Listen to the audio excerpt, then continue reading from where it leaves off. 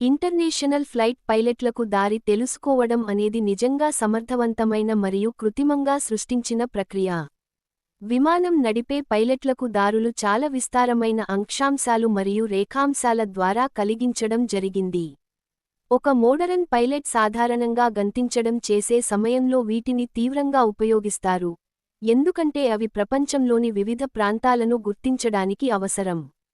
స్థానికంగా ఏ కొత్త అడుగు తీసుకోవాలన్నా, పైలట్ మొదటగా గ్రాఫ్ కాగితం మీద చుక్క పెట్టడం వంటి విధానం పాటిస్తాడు.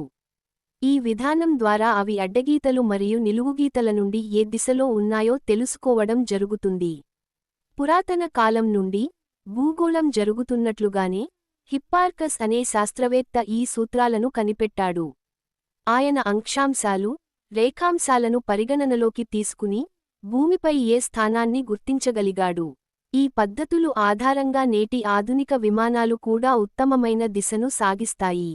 కంప్యూటర్ల సామర్థ్యంతో పాటు, విమానాలు నడలం చేసిన సమయంలో అక్కడి నుండే రేడియో తరంగాలు సబ్స్టాంసుల ద్వారా ముఖ్యమైన సమాచారం అందిస్తున్నాయి. పైలట్ ఆ సమాచారాన్ని గమనించడం వల్ల ఖచ్చితమైన దిశలో కొనసాగే అవకాశం ఉంటుంది. ఈ విధానం మరింత శ్రేయస్సుతో పాటు సురక్షితమైన పయనాన్ని కలిగిస్తుంది. పైలట్లు ఐసీలో అందించే మోడరన్ టెక్నాలజీలు కూడా ఎక్కువగా అభివృద్ధి చెందాయి. వైర్లెస్ కమ్యూనికేషన్ సాధ్యమవడంతో, పైలట్లు అవసరమైన సమాచారం కలిగి ఉండడం వల్ల విమాన ప్రయాణంలో ఆత్మవిశ్వాసం పెరిగింది. ఫలితంగా, విమానాలు సురక్షితమైన ప్రదేశం చేరుకుంటాయి. సంక్లిష్ట కిటికీలు నుండి తప్పించుకోవడం కూడా పాస్షన్లు ద్వారా తీసుకుంటుంది.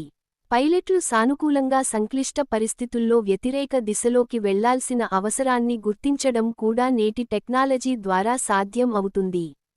ఈ విధంగా, ఇప్పటికే రాంపియర్ చేసేందుకు సరిందున్న అదనపు సమాచారాన్ని సేకరించడం కూడా పైలట్లకు దారి తెలుసుకోవడం చాలా తేలికైంది.